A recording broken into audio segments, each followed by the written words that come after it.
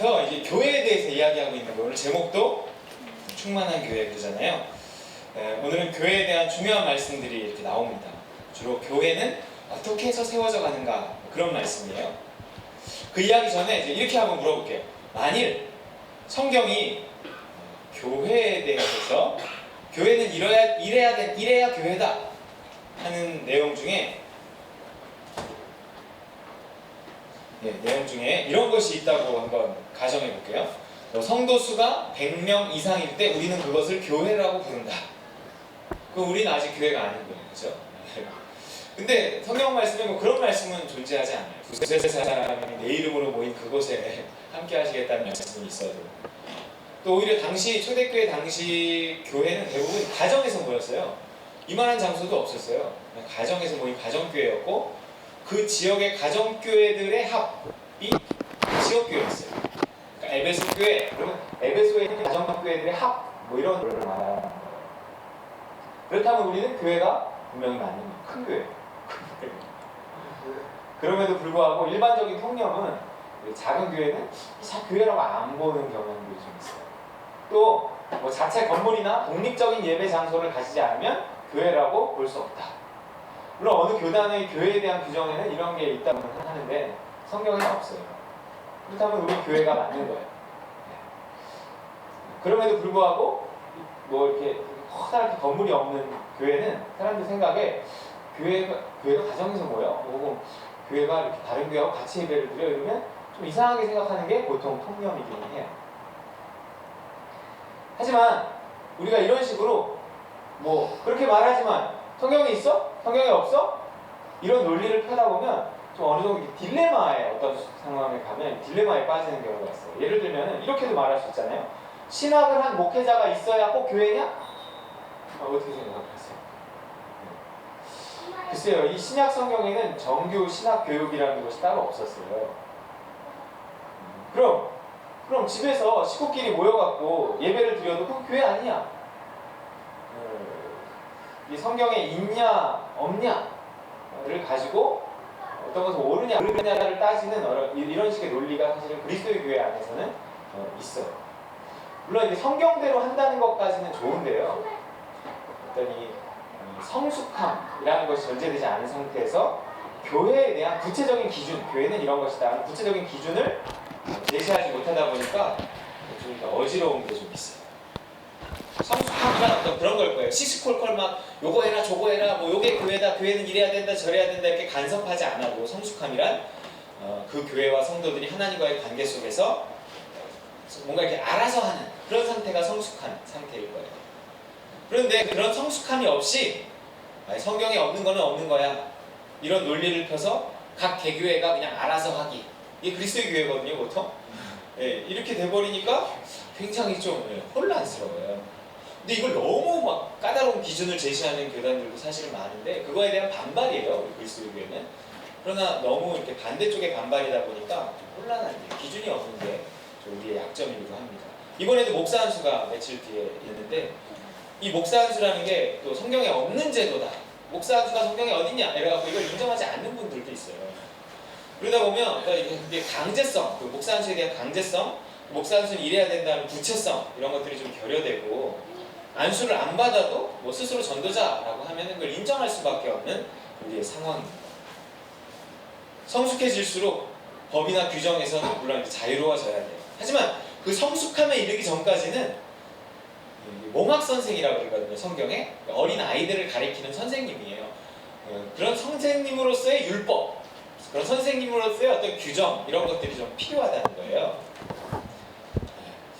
그런 규정들이 좀 우리는 다 성숙해서 그런 거 필요 없어. 알아서 하면 돼. 이게 그리스도의 교회인데 우리 한국 교회는 미국 교회는 어떤 그런 성숙함에 이르렀을 때 그리스도의 교회가 나왔어요.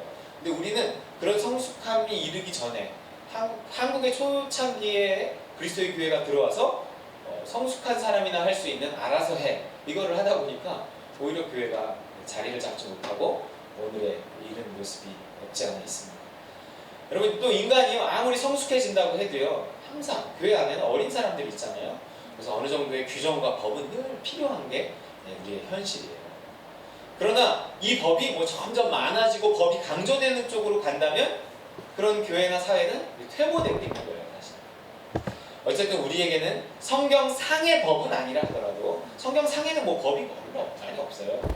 성경적인 법들, 성경에서 끌어나온 좀 성경적인 법들이 우리 사람 살아가는 세상이니까, 죄인들이 살아가는 세상이니까 그런 것들이 필요하다는 것입니다. 그래서 어떤 교회의 외적 조건을 뭐 교인들의 숫자나 뭐 건물로 규정할 수 있는 성경적인 근거는 없어요. 성경에 그런 규정 없어요. 두세 사람만 모이면 돼요. 가정에서 모였어요. 그러기는 하더라도 우리 사회에서 어떤 교회를 바라보는 어떤 통념이 있단 말이에요. 그런 통념을 우리가 너무 무시할 필요는 없다. 무시해서도 안 된다 하는 거예요. 또 그런 통념에 따라서 성경에 없는 법을 만들었다고 해도 그게 정말 틀린 게 아니라면 그걸 좀 인정해주고 따라줄 필요가 있는 거죠. 우리는 교단 자체를, 교단이 어디냐? 총회가 어디냐? 이러다 보니까 거기서 만든 법도 안 지키면 그만이지. 이런 게 조금 사실은 있어요. 그러다 보니까 그것이 우리의 그 성숙함으로 나아가서 알아서 할 수 있을 때는 법이 막 이렇게 답답함으로 다가올 텐데 성숙했을 때는 법이 없다는 것이 굉장히 좋아요. 알아서 개교행할 수 있거든요. 근데 성숙하지 못한 상태에서 법이 없으니까 정말 개교회나 목회자의 욕심대로 해버리는 경향들이 많이 있습니다. 그것이 우리의 어떤 약점이라면 약점인데 우리가 성숙하면 그것은 또한 강점이 될 수 있습니다.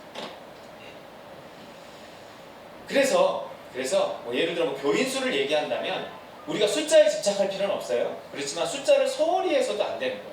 왜냐하면 사회적인 통념이 있기도 하고 또 어느 정도 성경적이기도 해요. 성경에서 뭐 몇천 명이 회개했다, 그 날마다 뭐 믿는 자의 숫자를 더했더라 하는 것이 성경에 긍정적으로 표현되기 때문에 우리가 숫자를 소홀히 할 필요는 없습니다. 집착할 필요도 없지만 또 어떤 장소에 대해서도 마찬가지. 장소에 대해서 막 집착하고 욕심내고 전혀 그럴 필요 없어요. 그렇지만 장소의 필요성에 대해서도 부정할 필요는 없습니다. 우리가 이 사회를 완전히 떠나서 존재하는 교회가 아니라 사회 속에 있다는 거예요.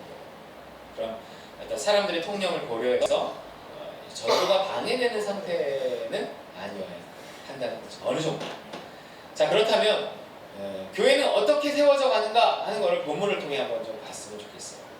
끝에서부터 한번 볼까요? 우리 16절 말씀이거든요. 같이 읽어볼게요. 시작. 그에게서 앞에 있는 걸 볼까요? 앞에 빨간 글씨가 있기 때문에 시작. 그에게서 온몸이 각 마디를 통하여 도움을 받음으로 연결되고 결합되어 각 지체의 분량대로 역사하여 그 몸을 자라게 하며 사랑 안에서 스스로 세우느니라. 자, 교회다운 교회는 어떻게 해서 만들어지는 걸까? 한 개인의 뭐 뛰어난 능력일까? 뭐 돈 많은 몇 분이 교회 안에 계시면 그 교회가 잘 자라는 건가? 근데 여기 보면 이런 말이 있어요. 스스로 세우느니라. 우리를 스스로 세운다는 뜻이 아니에요. 교회는 스스로가 세워져 간다는 거예요. 스스로. 여러분, 스스로 움직이거나 잘할 수 있는 것은 생명이 있는 것뿐이에요. 교회에는 그런 생명이 있다는 거예요. 여러분, 사람이 아무리 노력해도 나무를 만들어낼 수 있어요? 유전공학이 발달해서 나무를 만들 수는 있는지 모르겠지만 나무는 만들 수 있는 게 아니에요. 사람이 할 수 있는 일은 뭐예요? 뭐 심을 심고 잘 자랄 수 있도록 케어하고 그런 거지, 나무는 스스로 자라나는 겁니다. 생명이 있으니까 그런 거예요. 여러분, 회사가 스스로 세워질까요? 그런 건 없어요. 네. 하지만 교회는 스스로 세워집니다. 네. 전혀 달라요. 물론 스스로 세워지는 것처럼 보일 뿐이지 어떤 회사의 오너처럼 교회를 세우기 위해서 막 생명을 걸고 뒤에서 애쓰는 분이 있어요. 그게 누구예요? 저 아니에요. 저이기도 하지만 생명을 걸고 교회를 세우기 위해서 애쓰는 분, 그러나 보이지 않는 분, 그게 누구예요? 예수예요. 보이지 않는 손이에요. 예수. 그러고 보니까 수가 손수가 아닐까. 예수. 그래서 근데 예수님은 안 보이니까 스스로 세워지는 것처럼 보이는 거예요. 교회는 예수님이 세우시고 자라게 하기 위해서 애를 쓰고 계시는 거예요. 이것이 교회에 대한 대전제예요. 예수님이 애쓰고 계신다. 예수님이 우리 따름과 누림교회를 세우고 계신다. 따름과 누림교회를 위해서 일하고 계신다. 그래서 목사님이 혹은 장로님이 열심히 혹시 안 할 때에도 그 열심히 하시는 분이 그분들을 혼내가면서라도 세워가신다.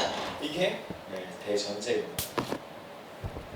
그런데 그걸 가장 앞장서서 오히려 가장 앞장서서 맡고 있는 사람이 있어요. 예수님이 교회를 세우기 위해 애쓰고 있는데 그걸 가장 앞장서서 맡고 있는 사람. 그 사람 때문에 교회가 세워지지 않아요. 그게 누구일까요? 네, 그게 누구일까요? 네, 뭐 나이기도 하지만 대표적인 건 오히려 실제로 이 현상을 보면 목사예요, 목사. 목사예요. 여기 목사 어디 있어요? 목사. 교회는 여러분 누구의 욕심으로 세워지는 게 아니거든요. 목사는 자기 욕심으로 교회를 세우고 주인 행세하는 사람이 사실은 아닌 거예요. 현실은 그래요. 다만 머리 대신 예수님의 명령을 따라 교회를 세우는데 이렇게 앞장서는 사람일 수는 있어요. 제일 먼저 앞장서서 순종의 본을 보이는 사람이라는 거예요. 그래서 교회가 스스로 세워지는데 도움이 되는 사람 정도지 목사가 교회를 세우는 게 아니고 목사가 교회의 주인도 아니에요. 교회는 스스로 세워져 가는 겁니다. 제발 방해만 하지 않으면 돼요. 네, 진짜요. 아니 머리의 명령에 적극적으로 순종해야죠. 자, 그래서 16절을 한번 다시 다음 16절 보실래요? 그래서 16절 스스로 세우는데 뭐라고 시작돼요? 그에게서. 그가 누구예요?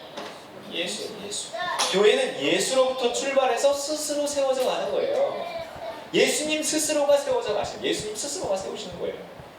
누구도 교회의 머리가 될 수 없어요. 머리가 안 보인다고 해서 스스로 머리 행세하는 사람들이 교회에 꼭 있어요. 천주교회는 보이지 않는 머리를 대신해서 보이는 머리가 있어요. 그게 누구예요? 교황이에요. 거기는 아예 딱 정확히 그거예요. 정확히 그거예요. 이 교회는 그렇게는 말하지 않아요. 목사가 교회의 머리다 이렇게 말하는 교회는 사실 없어요. 예수님이 교회의 머리다 이렇게 말하지만 실제는 그렇게 하는 경우들이 많이 있습니다. 교회의 주인이 있어요. 목사가 아니더라도 주인 있는 교회들이 많아요. 자기가 왕이에요. 혹은 뭘 하면서 다 하나님의 뜻이에요. 물론 맞는 것도 있지만 아닌 것도 많아요. 여러분 그러니까요. 우리가 이런 세대 속에서 신앙생활을 잘 하려면 둘 중에 하나 잘해야 돼요. 하나님의 뜻대로 교회를 이끌어가는 좋은 리더를 만나든지 아니면 스스로 잘 분별할 수 있어요. 전자에서 시작해서 후자로 자라가는 게 그러니까 좋은 리더를 만나서 잘 자라서 스스로 잘 분별하는 자로 자라가는 게 제일 바람직합니다.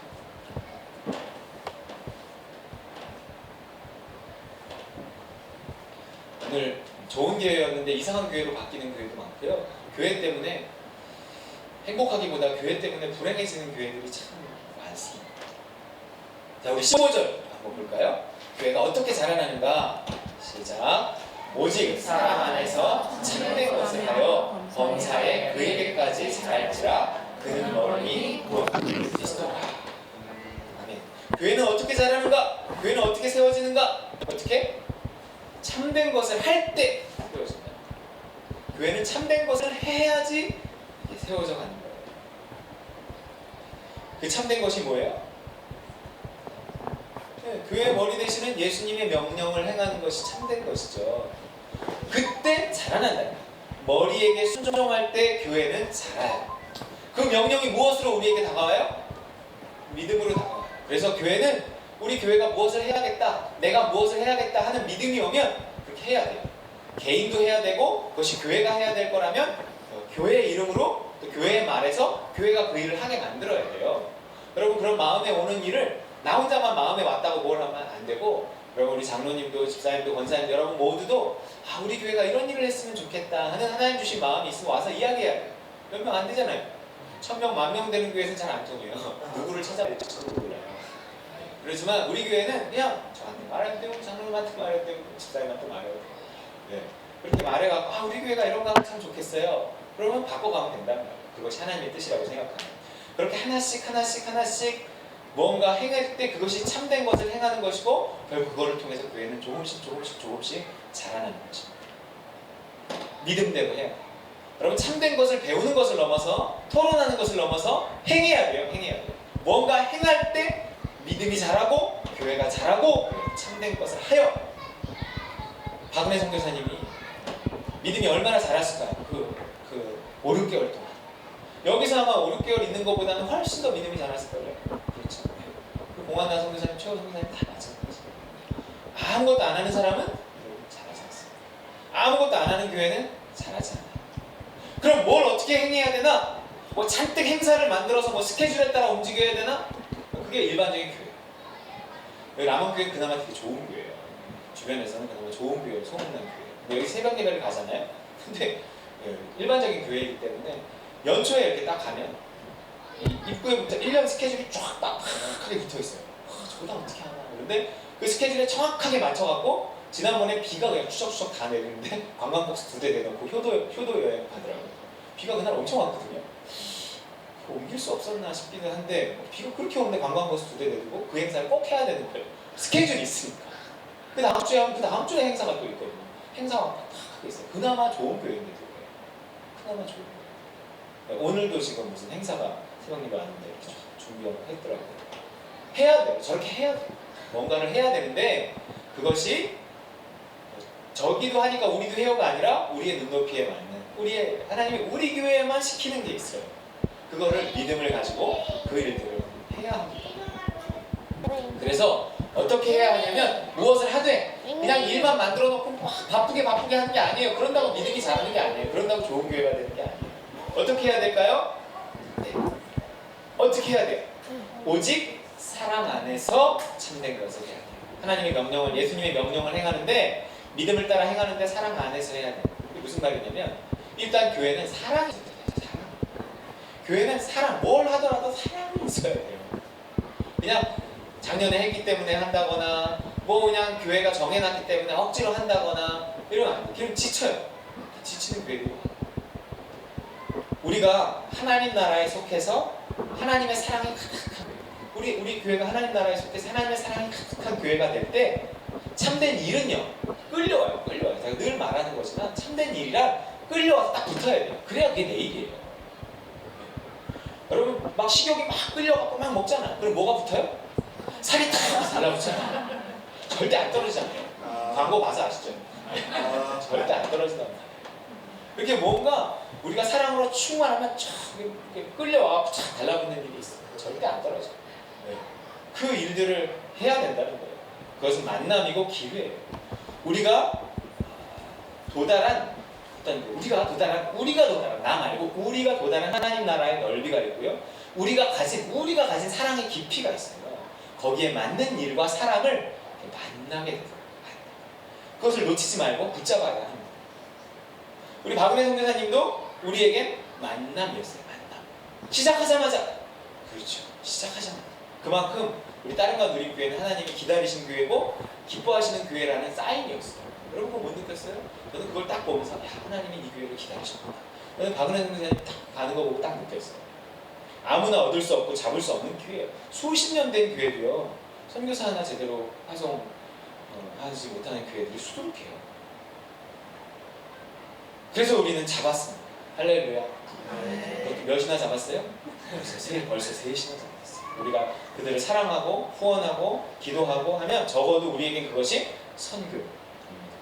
사랑 안에서 참된 것을 하는 거예요. 이런 일들을 행할 때 우린 더욱 잘할 수 있는 행해야 돼요. 와서 붙은 건 절대 놓치지 말고 해야 됩니다. 그래서 15절 다시 볼까요? 시작. 오직 사랑 안에서 참된 것을 하여 범사에 그에게까지 자랄지라 그는 너희니 곧 그리스도. 그에게까지 예수님의 수준에까지 자라는 거예요. 모든 일에 있어서 우리가 어떤 수준까지 자라냐면 예수님의 수준까지 자라요. 예수님같이 돼야 돼요. 예수님같이. 어떻게 우리가 예수님의 수준까지 자랄까요? 예수님이 시킨 대로 하다 보면 결국 예수님의 수준까지 자라요. 사랑 안에서 믿음대로 우리가 해야 할 일을 하다 보면 우리는 예수님의 수준까지 우리가 자라나게 되는 것입니다. 여러분 뭔가 믿음으로 행할 수 있는 기회를 놓치지 마세요. 범사에 헤아려 좋은 것을 취하고 그러잖아요. 취한다는 거 아주 딱 붙잡는다는 거예요. 저는요 개인적으로 이런 기회를 잡은 사람에 맞다는 거예요. 삶과 놓친 사람의 삶을 잘 주목해요. 저 사람이 결국 어떻게 될까? 왜냐하면 결국 성경대로 될 때 하나님이 영광 받으시는 거죠. 하나님께 영광을 돌리기 위해서 그걸 잡은 사람과 놓친 사람을 잘 봐요. 그냥 놓치고 잊어버리지 않아요. 저렇게 자꾸 놓치면 결국 어떻게 될까? 저렇게 자꾸 이렇게 기회를 잡는 저 사람은 결국 나중에 어떻게 될까? 그건 꼭 성경대로 되게 돼 있어요. 자, 그 다음에요. 13절 말씀 올라가서 13절이에요. 시작. 우리가 다 하나님의 아들을 믿는 것과 아는 일에 하나가 되어 온전한 사람을 이루어 그리스도의 장성한 분량이 충만한 데까지 이르리라. 그렇게 온전한 사람, 충만한 사람이 되려면 믿는 것과 아는 일에 하나가 되어야 된다는 건데, 아들을 믿는 것과 아들을 아는 것은 붙어 있어요. 무슨 얘기예요? 우리가 아들을 믿고 아들이 시킨 대로 행할 때 우리의 속사람이, 우리의 신앙이 자라감과 동시에 아들에 대해서 점점 알아간다는 거예요. 아들에 대한 지식이 늘어나요. 이런 알은 그냥 단순히 공부해서 아는 알이 아니라 어떤 경험적인 알이고 진짜 아는 거예요. 히브리어로 야다, 헬라어로 기노스코라고 하는 그런 진짜 경험적인 알이에요. 예수님과의 사귐 속에서 믿음대로 할 때 이런 살아있는 지식을 갖게 된다.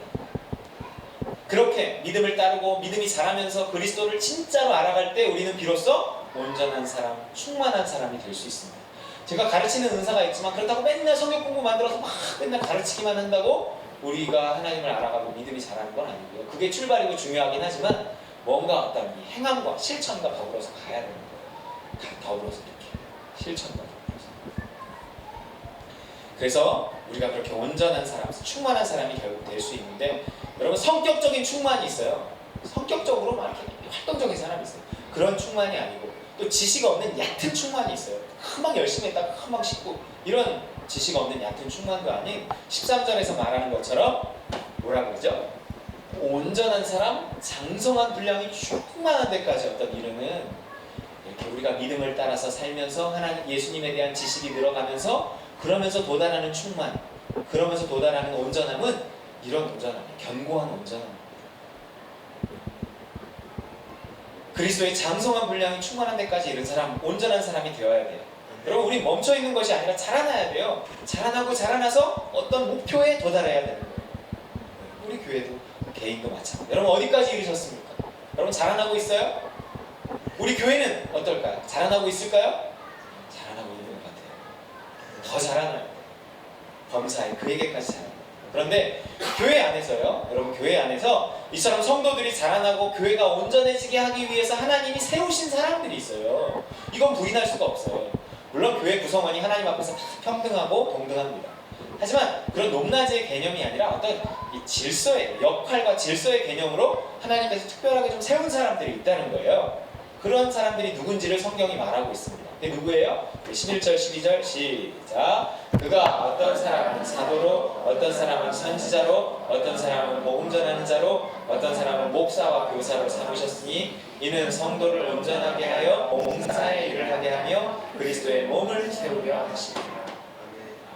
성도를 온전하게 하고, 그래서 뭔가 행할 수 있게 하고 그리스도의 몸된 그 교회를 잘 세워가기 위해서 하나님이 택한 사람들이 있다. 일단 우리 모두가 다 그렇게 택한 사람들이에요. 그렇지만 먼저 앞장서서 교회를 세우는 일에 쓰임받는 사람이 있어요. 그게 누구라고요? 그게 사도, 네, 넘기시면 돼요. 사도, 선지자, 복음 전하는 자, 목사와 교사 그랬어요. 근데 저기서 목사와 교사는 목사 따로 교사 따로 있는 것이 아니라 원어상 목사인 교사를 말하는 거예요. 교사인데 그 교사가 목사야. 목사인 교사를 말해요. 근데 이 중에 누가 현재 남아있다고 봐야 될까요? 신사도 운동에 신사도, 새로운 사도 운동이에요. 신사도 운동이라고 해서 오늘날 자기를 사도라고 부르는 사람들이 있어요. 선지자라고 하는 사람들도 있지만 그런 사람들이 있는 교회나 그런 단체는 좀 이단에 가깝다고 봐야 해요. 오늘날 사도나 선지자가 존재하지 않는다고 봐야 하는 게 더 성경적인 것에 가깝다고 해야 돼요. 이게 뭔가 성경에 딱 잘라서 잘 안 말하거든요. 그렇다면 현재는 복음 전하는 자와 목사인 교사가 남아있는 거예요. 아까 우리 박은혜 선교사님도 스스로를 뭐라고 소개했냐면 복음 전도자라고 했어요. 복음 전도자. 그러면 오늘날 복음 전하는 자를 누구라고 봐야 돼요? 선교사로 봐야지 가깝지 않을까요? 선교사가 있단 말이에요. 복음 전하는 자, 이거 선교사예요. 선교사. 그렇다면 목사인 교사는 누굴까? 목사인 교사. 이거는 거의 오역에 가까워요. 오역. 저 목사라는 헬라어에 해당하는 목사라는 단어는 성경에 존재하지 않아요. 저거는 포이맨이라고 해요. 목사는 헬라어로 포이맨이라고 하는데 목자를 말해요. 목자. 양치기. 목동, 목자. 그러니까 저거는 번역을 잘못한 거고 목자인 교사로 삼으셨으니 이런 거예요. 목자인 교사가 있어요. 오늘날 뭔가 교회 안에는 목자에 가까운 사람이 있다는 거죠. 뭔가 이렇게 리더하는 리더예요. 그런데 그는 또한 뭐예요? 교사예요. 뭔가 성도들을 이끄는 리더이면서 동시에 성도들을 잘 가르치는 사람이 있다면 여기에 해당할 거예요. 그걸 당시 어떤 초대교회 명칭으로는 오히려 장로에 가까워요. 장로. 당시의 장로는 우리 장로님 같은 장로이기도 했지만 목회자도 장로라고 불렀기 때문에 당시의 명칭으로는 장로라고 해도 되고 혹은 감독이라고 하고 지금 감리교회는 이 감독이라는 명칭을 써요.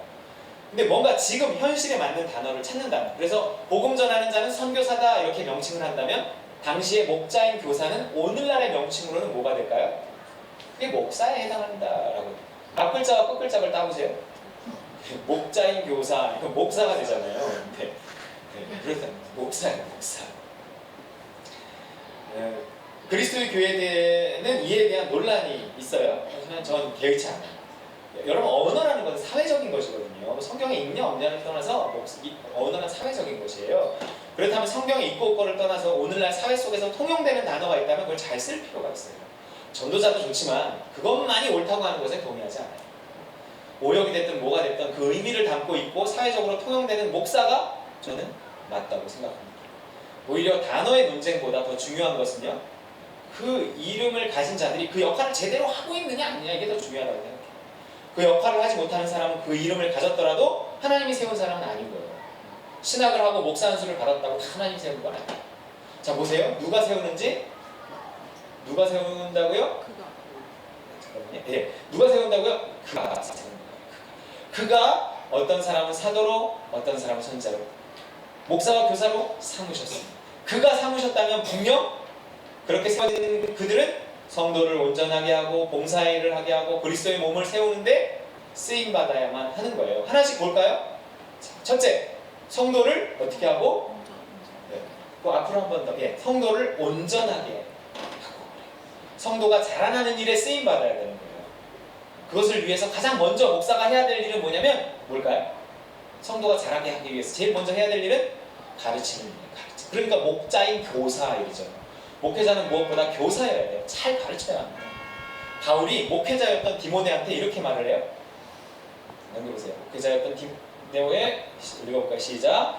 주의 종은 마땅히 다투지 아니하고 모든 사람에 대하여 온유하며 가르치기를 잘하며. 이 디모데가 오늘날 목사 같은 사람이에요. 그 디모데에게, 아들 같은 디모데에게 바울이 뭐라 그러냐면 주의 종은 가르치기를 잘해야 된다. 여러분, 잘 가르치는 목회자 밑에서 신앙생활하는 교회는 행복합니다. 가르치는 은사가 없는 목회자는 굉장히 힘들더라고요. 뭐 숫자가 많고 적고를 떠나서 잘 가르치는 목회자 밑에 신앙생활하는 교회는 행복한 거예요. 그럼 1일 부흥에 빠지지 마시고 잘 하시기 바랍니다. 네. 자, 그래서 그 다음에 두 번째로 무슨 일을 해야 돼요? 봉사의 일을 하게 해야 돼요. 이게 목사의 역할이에요. 배웠으면 일해야죠. 알았으면 행해야죠. 목회자는 그걸 돕는 사람이에요. 예수님의 명령 그대로예요. 예수님이 뭐라 그랬어요? 너희는 가서 모든 족속으로 제자를 삼아 아버지와 아들과 성령의 이름으로 세례를 주고 내가 너에게 분부한 모든 것을 가르쳐 지키게 하라. 가르치고 그걸 지키게 해야 돼요. 여러분, 부재에 대해서 가르쳤으면 부재할 수 있는 뭔가 일을 소개하고 하나하나 감시하고 하라고 막 쪼아대고 막 사실은 그래요. 내가 그런 걸 좀 잘 못해요. 그냥 가르치고 알아서 하겠지 좀 이런 게 있는데 이거 막 쪼아대고 잔소리하고 이런 게 좀 필요하긴 한데 가르쳐 지키게 해야 돼요. 제가 여러분에게 믿음을 따라서 무엇을 요구하면 좀 어려워도 지켜주고 해줘야 돼요. 목사님 한 번 말하고 가만히 있네? 그럼 안 하고 이러면 안 돼요. 근데 성격이고 스타일이기 때문에 나는 한 번 말하고 자꾸 두 번 말하고 세 번 말하고 잘 안 그래요. 한 번 말하고 그다음에 하나 안 하나 그냥 봐요. 더 무서운 거예요. 맞죠? 네. 여러분을 위해서고 피값으로 세우신 그리스도의 몸된 교회를 위해서예요. 자, 이렇게 교회를 통해서 여러분이 우리가 같이 배우고 같이 일하면 결국 어떻게 될까요? 개인의 신앙이 자랄 뿐만 아니라 교회가 세워지는 거예요. 어떻게 된다고요? 그리스도의 몸을 세우려 하시는 거예요. 이처럼 목회자와 더불어서 잘 배우고 또 봉사하고 신앙이 자라갈 때 교회가 건강하게 세워지는 거예요. 여러분, 이렇게 여러분을 통해서 교회가 세워지면 하나님 그 일을 너무 기뻐하시고요. 교회와 더불어 여러분의 가정과 여러분의 사업도 함께 세워주실 거예요. 네. 그런데 이 모든 과정에서 정말 중요한 게 있어요. 배우는 것도 좋고 봉사하는 것도 좋지만 교회가 세워지는데 정말 중요한 것은 하나됨이라는 거예요. 하나됨. 네. 여러분 하나됨을 깨트리는 배움, 하나됨을 깨트리는 봉사는 약한 거예요. 열심히 다가 아니에요. 하나 될 때 비로소 교회는 세워집니다. 열심히 한다는 이유로 막 싸우는 사람 있어요. 절대 그 열심히 필요 없어요. 그 봉사는 할 필요 없어요. 그래서 우리가 싸우지 않고 할 수 있을 만한 일을 그렇게 이렇게 내가 제시하려고 하는 거예요. 아 이거는 내가 괜히 강요해봤자 우리 아직 그 정도가 안 되는데 내가 자꾸 강요해서 내 욕심으로 하게 하면 하긴 해요. 또 막 욕심을 자극해서 또 할 수도 있어요. 누가 또 내가 막 잘하면 누가 그걸 덥석 모를 수도 있어요. 그러나 결국 그 사람이 조금 지나면 지치기도 하고 지치다 보면 너는 왜 안 해? 막 이런 말 나오고 그러면서 교회가 깨져. 너무 많이 봤어요. 그런 거를. 네, 목사님 욕심으로 어떤 일을 가져왔고 막 하자고 막 닥달해갖고 막 욕심을 자극하고 막 협박하고 이래서 어떤 사람이 그걸 물어요. 그러면 그게 나중에 결국은 그렇게 흘러가요. 여러분 이게 요 성도들의 눈높이에 적당하게 그 눈높이를 따라가지 못해서 아무 일도 안 해. 성도들은 자라가는데 교회가 아무 일도 안 해. 이래서 막 목사님 쫓겨나는 교회만 봤어요. 목사님 아무것도 안 해. 난 봤어요.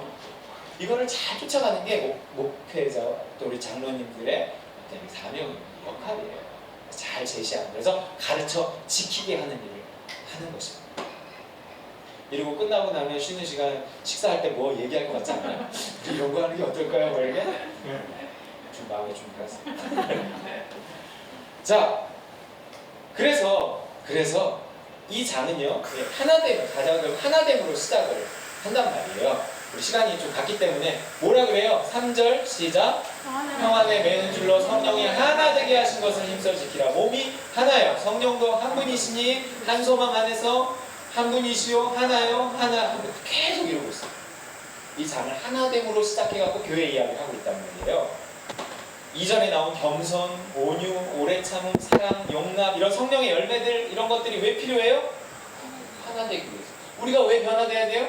하나 되기 위해서. 성령을 따라 살면 성령의 열매가 맺어요. 우리가 믿음을 따라 살면 그 사람이 이렇게 변화돼요. 그 사람 내면이. 왜 변화돼야 되는 거예요? 일 많이 하게 하기 위해서? 그 이전에 하나 되게 하고 더불어 살아가기 위해서. 거기에 최고의 행복이 있어요. 더불어 살아가는. 일은 그 다음이에요. 뭔가 하나 되어서 할 수 있는 그 사람에게 일도 맡겨야 그 일이 안정적이에요. 어쨌건 교회를 세우는 데 있어 가장 중요한 것은 하나 되는 것이고요. 하나님은 이 하나됨을 위해서 먼저 성도들을 연단시킨다는 거예요. 여러분 지금 삶에 여러 가지 우여곡절들이 다 있어요. 왜일까요? 그거를 통해서 여러분 기도하게 하고 그것을 통해서 여러분을 훈련시켜서 여러분을 조금 좋은 사람을 만들려고 하는 거예요. 왜? 교회에 와서 하나됨을 깨트리지 않게 하기 위해서예요. 네. 여러분 교회에 와서 하나됨을 이룰 수 없는 사람은 계속 하나님 그 사람을 연단시켜요. 계속. 그래서 하나됨을 이룰 수 있는 사람으로 만들어서 그래서 교회를 통해서 하나님 일을 해가신 하나님 나라를 확장해 가시는 겁니다. 더불어 살아갈 수 있는 사람, 교회의 일원으로 행복하게 살아갈 수 있는 사람으로 바꾸어 가시는 거예요. 이것이 1절에 나온 부르심에 합당하게 행하는 사람인 거예요. 그렇게 하나됨을 위해서 우리를 그리스도인으로 불렀기 때문에 거기에 합당하게 행해야 돼요. 하나됨을 이렇게 깨트리지 말고 하나되게 하기 위해서 내가 훈련을 잘 받고 좋은 사람이 되어져 가고 그래서 하나됨을 이루는 가운데 열심히 하나님의 뜻을 행해서 교회를 세워가는 겁니다. 이게 부르심을 받은 일에 합당하게 행하는 거예요. 그리스도인으로 교회의 일원으로 부르심을 받은 사람은요 성령을 따라 변화되어서 하나됨을 이루면서 살아가는 것이 당연해요. 여러분 스스로 질문해 보세요. 난 교회나 가정이나 직장에서 하나됨을 이루는 사람입니다. 뭐 교회, 가정, 직장이 따로따로 가요. 하나됨이 안 된다면 내가 하나됨을 이루지 못한다면 그건 아직 내가 변화되지 않은 것이고요. 내가 왜 이렇게 변화되지 않았을까? 그렇다면 나는 뭔가 믿음을 따라서 살아오지 못한 거예요. 그런 사람은 결국 그리스도를 아는 지식도 같이 간다 그랬기 때문에 하나님을 아는 지식도 피상적이고 충만함과 온전함과는 또 거리가 멀고 이래요. 내가 믿음을 따라 살았다면 인격과 성품의 변화가 있고 인격과 성품의 변화가 있는 걸 어떻게 아냐면 어디 가서 하나됨을 이루는 사람인가 하는 것으로 드러낸다는 거예요. 나는 해탈했어. 근데 어디 가서 금방 이렇게 마음 상하고 맨날 상처 주고 받고 맨날 난 저기 안 가, 못 가 막 이러면 난 아직 훈련된 사람이 아니에요. 준비된 사람이 아니에요. 그러면 무슨 일을 하나님 시키기도 겁나고요. 그 전까지 계속 훈련만 시켜요. 계속 하나됨을 이루는 사람이 되게 하기 위해서. 일은, 열매는 어느 순간 맺히기 시작하면 한 번에 확 맺힌다고 그랬잖아요. 그게 열매의 특징이에요. 믿음을 따라 사시기 바랍니다. 믿음을 따라 또 교회를 운영해 가야 돼요. 그러면 당신도 교회도 스스로 세워져 가요. 나는 그냥 믿음을 따랐을 뿐인데 어느 날 보면 뭔가 세워져 있어. 방해만 안 해도 80점은 돼요. 욕심도 열심도 다 내려놓고요. 오직 순종을 통해서 교회를 든든히 세워가는, 그래서 내 집도 내 직장도 변화시켜서 정말 충만한 그런 그리스도인들로 살아가시는 저와 여러분 되시기를 주의 이름으로 축원드립니다. 아멘.